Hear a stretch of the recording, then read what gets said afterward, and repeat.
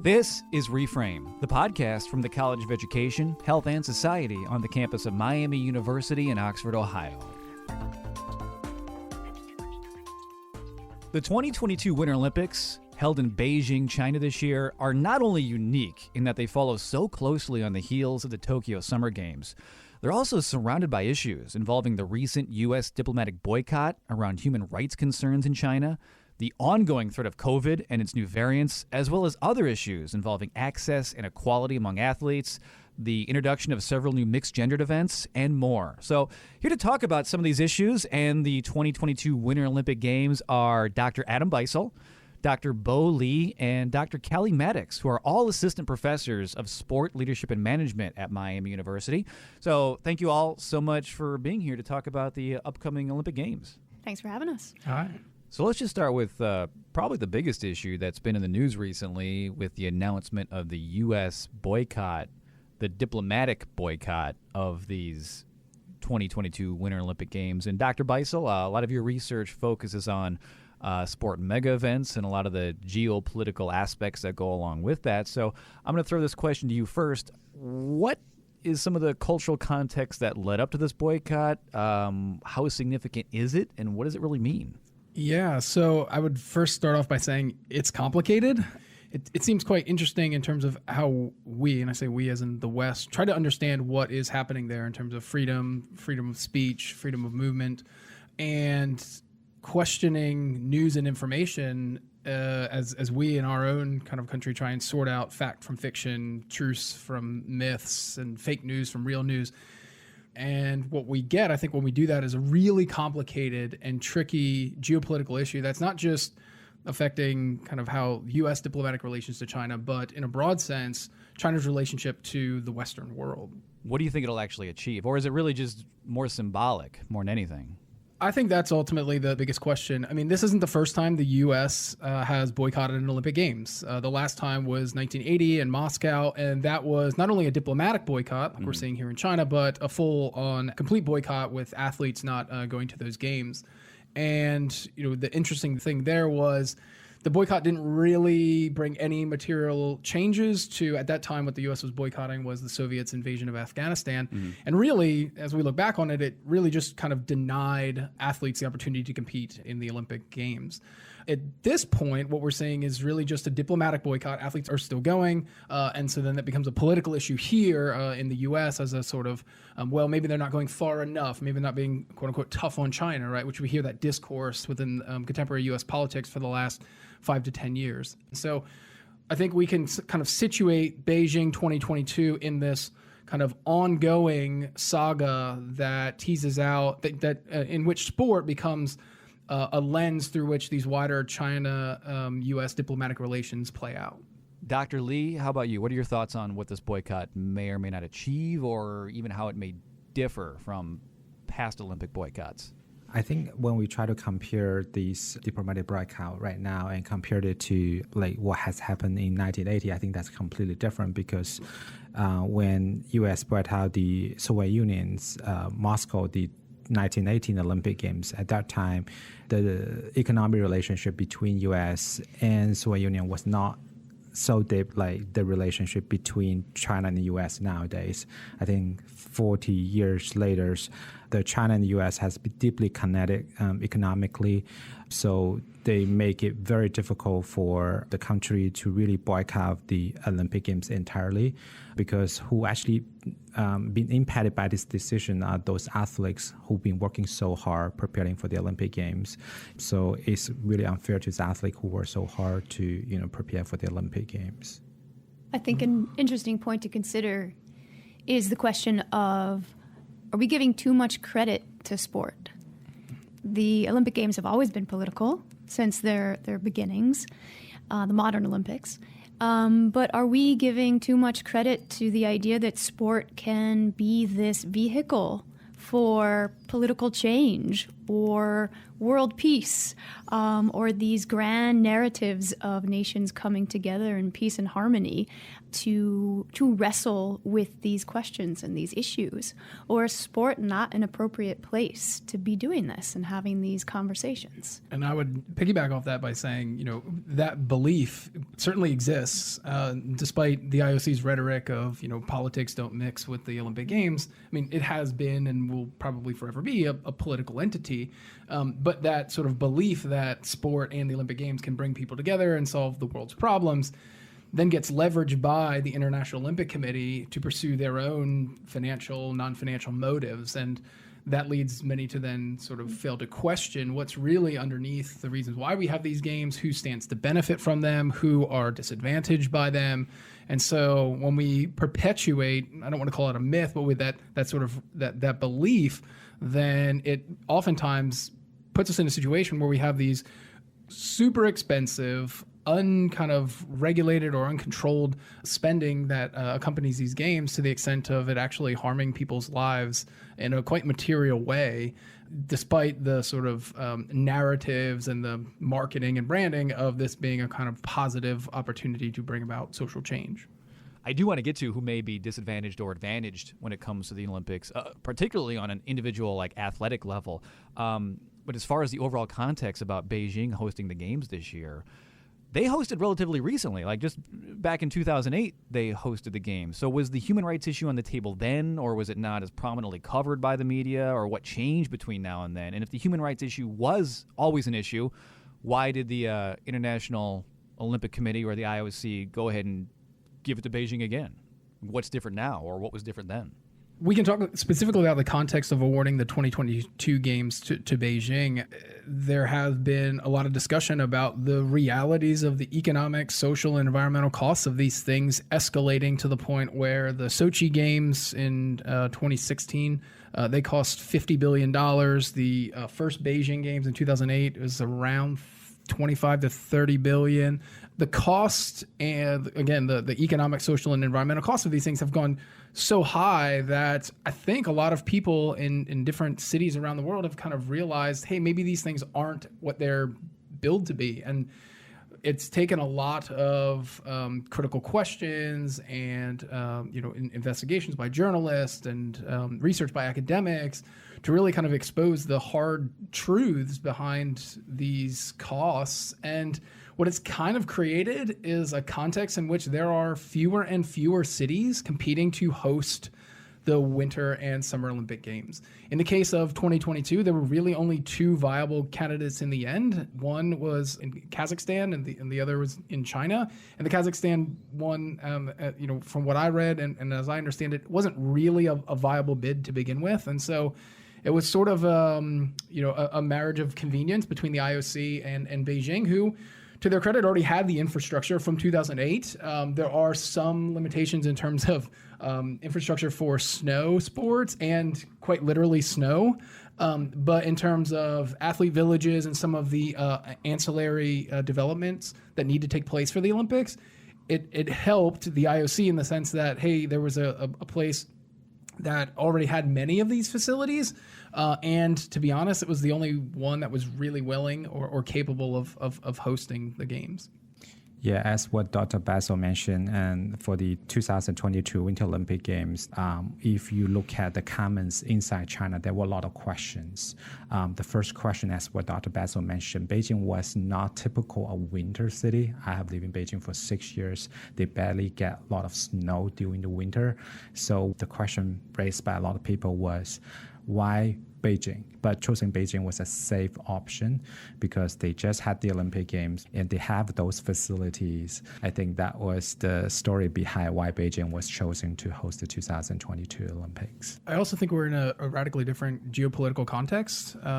If we compare 2008 to 2022, certainly both internally within kind of China and their economic growth, 2008 was really Beijing's announcement to the world that, hey, we're open, we're making a move toward a market economy. We're fostering these international trade and economic relations. And the games are really a kind of celebration of the opening up of China. At the same time, I think it's important for us to point out here in the U.S. and certainly in the West, our attention was largely on the Middle East at that time. So we were still in the thrust of the invasion of Afghanistan, the Iraq War. And so, politically, there was a sort of a mobilization of turning our attention toward the Middle East. Now, I think as those wars have abated, we've concluded them, there's now a kind of redirection of our foreign policy toward China. At the same time where in China, the economy has slowed a little bit, the country has become a bit more insular as a result of that slowing economic growth. And so I think the U.S. has now largely, and I say the U.S. politically, has kind of turned their attention toward China and really seeing China as a threat to the U.S.'s economic supremacy. And so I think the 2022 games kind of occur in a very different context in which you're hearing within the political discourse of China being positioned as the kind of political adversary like we might have seen countries in the Middle East in the early 2000s or the Soviet Union in the 70s, 80s, and 90s around the Cold War. And so I think that changing in terms of our political attention really provides a different context for us to understand these games and the relationship between the U.S. and the West and China. Did China anticipate that the controversy would arise? Or did they clearly know this and just the pros outweighed the cons? Or is the spotlight on them now in a way they may not have expected? Or what is the net benefit that they gain by hosting the games, even in light of a controversy? I think China, in order to host the 2022 Winter Olympic Games, I think for China, that's two very important things. First things is internationally, they really want to show the whole world that China is able to host such a big events, particularly during the pandemic. I think that is one very strong message that China is able to post to the entire world that although during the pandemic we are facing a lot of challenges, but we're still able to host such a very big events. They actually show the powers of China and the race of the countries in the whole world. And I think that's the first thing. The second thing is for the Chinese government, they definitely hold the game could become a very important platform where the local residents feel very confident about the country, particularly although they're facing some difficulties in the past few years, including, well, as Dr. Beissel mentioned, economic slowdowns, and also facing the pandemic. And China is one of the only countries in the world that are actually using the zero COVID policy, but they just want to use the Olympic Games as a very important platform to let local residents know that we are a very strong nation. We're able to host a big events. I think that is very important to them. You know, and one thing that I always point out, certainly to my students, is that Olympic Games hosted in this country are leveraged in a similar way. So we can look back at the Salt Lake City Winter Olympics in 2002, immediately following 9/11, and the Bush regime's use of those games as a sort of source to kind of mobilize support for the invasion of Iraq and Afghanistan. 1996 in Atlanta, they call it the Coca-Cola Games, piggybacking pretty much relatively soon after the 1984 Games, which was a really celebration of corporate capitalism opening up the games to corporate sponsors, profit motives, shortly thereafter paying athletes or allowing professional athletes. And so the Olympic Games in our country, in the U.S., have no less been as political and leveraged by political leaders and corporations to pursue their own inherent self-interests. Dr. Lee, since you just mentioned the pandemic just a bit ago, I definitely wanted to ask about COVID, since I don't think anyone anticipated we'd still be in the middle of and thinking about this pandemic even into another Olympic Games. So, Dr. Lee, your book with your colleague Brody Ruley just came out very recently called Sport and the Pandemic, Perspectives on COVID-19's Impact on the Sport Industry. So I wanted to ask you specifically how Beijing is handling COVID this time around. What did they learn from what may or may not have worked in Tokyo just very recently, or what are they doing that may be different this time? I think that's a very good question, because Japan just hosted the Summer Olympic Games a few months ago. I think overall the 2020 Tokyo Olympic Games was really successful in terms of how they host events during the global pandemics. I think Beijing definitely learned a lot from Japan. So some policies such as screen testing, health monitoring, and contact tracing, like those policies are very, very similar. I think one of the big difference is Beijing definitely want to have more people to really go and watch the game. So one big difference, if you look at the two different Olympic Games, was Tokyo Olympic Games did not allow audience to really go inside the venue and watch the games. Beijing want the game to be very successful, so they allow audience. So I think that was the big difference if you look at how they would like to promote these games and how we would like to deal with the COVID. So it will be kind of interesting to see how they're able to handle this pressure. And also people would like to see whether China's COVID policy will be changed after Winter Olympic Games. So I think that will be a big test for them during the Winter Games. Yeah, that's interesting. So how China handles the pandemic in these Winter Games may set the stage for how they handle COVID and the pandemic going forward as a country, correct? Yeah. All right, yeah. So obviously COVID, an issue that's going to be ongoing. We'll see what happens with the U.S. diplomatic boycott. Both of these things are very big, high-level macro issues that are surrounding the games. But there's also, the actual games and events and athletes themselves that will be participating. So, Dr. Maddox, I wanted to ask you, what are some other things that aren't being talked about with regard to these games as much as they should be talked about? What may have some important social or cultural relevance surrounding these games that people should be paying more attention to? What might not be obvious to the casual viewer of the Olympic Games is that the Olympic program changes with each iteration of the game. So some events are dropped, new events are added.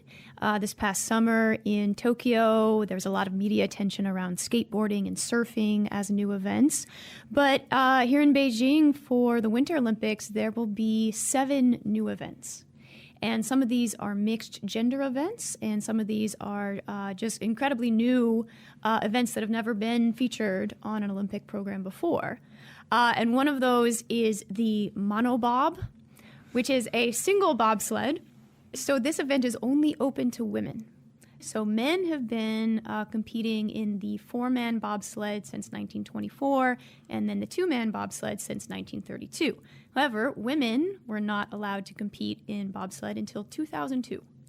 And they compete just in the 2-person event. So adding in the monobob adds in an initial event for the women in bobsled.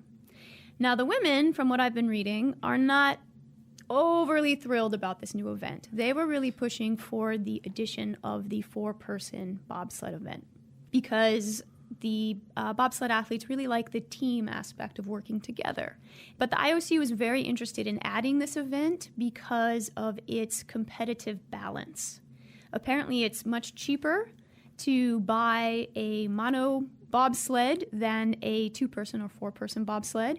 And the IOC has regulated that every single sled, these single sleds, are created by the same manufacturer. So every single athlete, every single team will use a sled that comes from the same manufacturer. And the idea of this is to democratize the event. And this really paid off in last year's World Cup. Athletes from Brazil and Jamaica won medals, and a woman from Cambodia finished in the top 10. And these are obviously nations that we do not associate with winter sports, let alone the bobsled. So the idea here to add, yes, another event towards gender parity, but to also kind of even out that competitive balance and to have additional nations enter into these events that really have never had a shot at really participating in the Winter Olympics. So keep your eyes on the monobob. These mixed gender events are actually really interesting. I didn't even realize that they had already been implemented into the previous Summer Games in Tokyo, so they are pretty new. Are they just meant to increase viewership, to make the games more interesting, to mix things up, or are they more squarely intended to increase gender equality, or all of the above? And how well are they accomplishing that? Yeah, all of the above, I think. So there will be quite a few mixed gender events in the Winter Olympics. We saw a few in the Summer Olympics, and they were very well received. I think from the entertainment aspect, it's something new, it's something different we've never seen before. It's kind of fun to watch these men and women compete together on a team. It adds to that sort of drama. and the sort of unpredictability of these events. But for 2022 in the Winter Olympics, there'll be mixed team relays in short track speed skating, a mixed team event in ski jumping, which is a relatively new event for women anyway, and then also mixed team events in snowboard cross and freestyle, or mixed team aerials and freestyle skiing, And these events are, again, part of the IOC's larger plan to move towards true gender parity. So it's a strategic plan to add in these mixed events to get more women to compete, to strive towards that true gender equality, but to also add in some new exciting events to get people to tune in and to watch. And I think the inclusion of new sports and mixed gender sports is really the IOC's attempt to create excitement for the games, to create viewer interest. And while we believe the Olympic Games are some noble celebration or pursuit of sporting excellence, they're truthfully a televisual product. They exist not too dissimilar from any other television program that you watch on a regular basis. They exist, and I guess it sounds a bit flippant to say, but the Olympic Games exist to sell products to mostly American audiences who are consuming the images, the televisual images of the games. And really, so in this sense, the Olympic Games, just like all other sports, are just a means to an end of a media company looking to generate eyeballs and generate a return that is in excess of what they pay for those broadcast rights. And I think, we love to believe that the NFL game we're watching on TV means something, and all forms of sport are some kind of celebration of sporting excellence. They're really just existing for us to tune in and for us to watch commercials and be sold to throughout the duration of the events. And, one of the things that I would encourage all viewers to think through is questioning what images we're seeing, how the games are being covered, how they are being produced. They're creating storylines, narratives, drama, and oftentimes it is moving the sequence of what actually happened around to create plausibly live events or more dramatic endings, or really that's what NBC is in the business of producing. They're not just covering the games. They're trying to elicit that effective response from viewers. And when you're watching, try and think through, what am I seeing? How am I seeing it? Who are the heroes? Who are the villains? And how is NBC, the broadcaster of the games, trying to create those narratives to create a visceral or effective response among viewers? Yeah, now with that in mind, another athlete that has been brought up who's receiving a lot of attention leading into these games is Erin Jackson. Can you talk about who Erin Jackson is, how her story may fit into the narrative of these games, and why people should pay attention to her? Sure, and I would add on to Dr. Beissel's points there that a key driving factor in our saturated sporting viewing landscape now is to get the eyeballs of the young. And the IOC is very cognizant of that. NBC is very cognizant of that. So how do we get young people interested in watching the Olympics? And I think these mixed gender events are going to contribute to it. Those narratives, the drama, who are we setting up to be our heroes, all play into that. And I think Erin Jackson is going to be a tremendous story as well, too. So Jackson, she made history in November, this past November. She became the first Black American woman to win a long track speed skating World Cup race. And in 2018, she was the very first Black woman to make the United States long track speed skating team. And we think about the history of speed skating, not a very popular sport in American culture, but it has a particular niche in the American Midwest. But it's a very white, upper middle class sporting event and sporting culture. So for Jackson to come in and enter into this space as a Black woman is very significant. Are we opening up opportunities? Are we opening up narratives of looking at these traditionally winter sports? Who's meant to compete in them in our culture? How do we define them? The opportunities that are available, who are they open to? And to the point I made earlier, surely her story and her narrative will be one of the dominant storylines produced by NBC. There will be a video that goes back to her hometown and interviews her parents.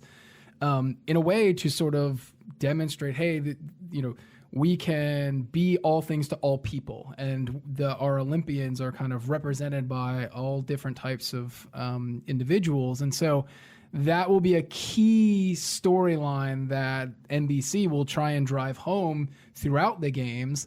But when we look at the broader demographic information of athletes, both in terms of race and class, they're overrepresented by wealthy white individuals. And so, we can think through when we look at, particularly around winter sports, which are quite expensive to play, are played in areas or are participated in areas of the country that are not heavily represented by underrepresented groups or ethnic minorities. The storyline of the kind of lone exception to that much more status quo is going to be a really important thing that NBC is going to want to highlight to not only increase its viewers and make sure it's reaching all different viewer groups, but also demonstrate that the U.S. Olympic Committee is this inclusive place and that all athletes are welcome, even though that the statistics in terms of the athletes that are being representative of the U.S. might not confirm that broad goal.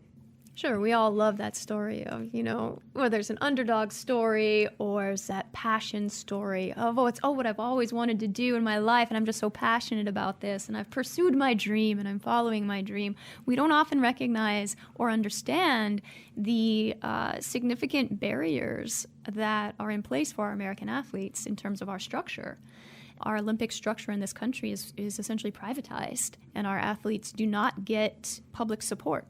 And so those athletes who come from the upper middle class have an advantage in terms of the resources that are available to them, in terms of having access to ski slopes, equipment, the best training, your geographic location, the ability to travel to international competitions.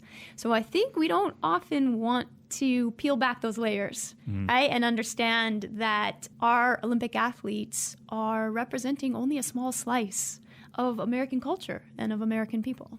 Yeah. Do you think the story of Erin Jackson is indicative of how those barriers are actually starting to be broken down, or is it really just sort of presenting the illusion that we're moving beyond some of these class-based barriers that still affect the games? I think that's a great question. I really do. I think, to piggyback off what Dr. Maddox said, there's a long history and sad history of U.S. Olympians, some of them living in pretty meager circumstances, some of them on government assistance, funding their own training really by themselves up until the Olympic qualifiers, which are right before the Olympic Games. And so, we like to think of Olympians as kind of embodiments of us, of other Americans, but I think it's probably a criticism of the U.S. high-performance development system. If you go to other countries around the world, there are much clearer pathways through funding and coaching and resources and travel. But in the U.S., many of those athletes kind of have to do it on their own. And so are we putting our best out there, or the best that could be? I don't know. Because certainly there are many barriers, cultural, institutional, structural, economic, that privilege some, or those with privilege are able to overcome more easily than others. And so I personally don't see this as a kind of change. I see this as maybe an exception to the rule, but I could be wrong. I'm hopeful that we get to see some sort of redress within the U.S. Olympic high-performance development system that might create more meaningful pathways rather than this kind of empty discourse of, people like Erin Jackson are really just going to inspire the next generation. And the literature tells us that that's not really true. There might be a momentary blip in people going out and joining a curling club in the few weeks following the games. But, unless you're willing to invest in changing those development pathways, that inspirational discourse is kind of an empty vessel. It's meaningless. And it's not going to have the type of meaningful change that is needed to create a more accessible pathway to develop Olympians. And before we run out of time, Dr. Maddox, I have one final question for you. I know you're very interested in the Paralympics, which are happening soon, which often exist in the shadow of the Olympic Games. So can you tell us more about the Paralympics, when they happen, what's special about them this year, and why people should be more interested? Yeah, thank you. Yeah, please don't forget about the Paralympics. So they run after the Olympics. They'll be running from March 4th through the 13th. But the Paralympics, I find them really fascinating and really interesting because we don't pay attention to them, because we privilege non-disabled athletes. And so the Paralympics, really this global showcase, the most important elite global event for athletes with disabilities. And in 2022, we should have some really interesting stories around former military veterans who acquired an injury during their service time, coming and competing and becoming elite athletes. So there should be a lot of narratives, again, around those athletes and what they represent, right? And they tend to represent their country almost twice. Right? So the national identity, the representation of the United States as a soldier and now, again, as an athlete.